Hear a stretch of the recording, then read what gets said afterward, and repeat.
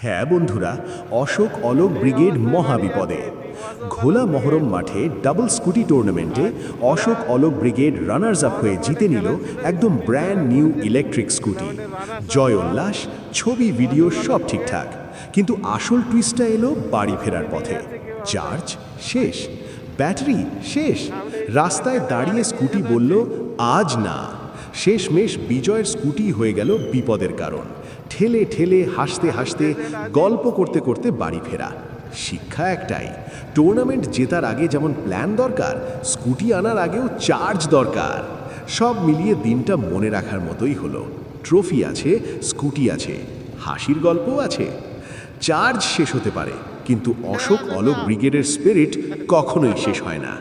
আজ মানুষ স্কুটি ঠেলেছে, কাল মানুষই স্কুটিকে চালাবে। আর এই গল্পটাই হবে মাঠে ময়দানে হাসির হেডলাইন। রানার্স আপ হয়েও মন থেকে চ্যাম্পিয়ন। অশোক অলোক ব্রিগেড জিন্দাবাদ।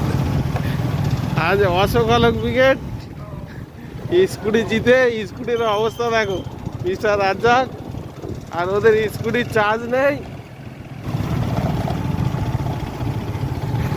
রাজ্জাক বলো, কিছু বলো, স্কুটি জিতে কি চার্জ শেষ।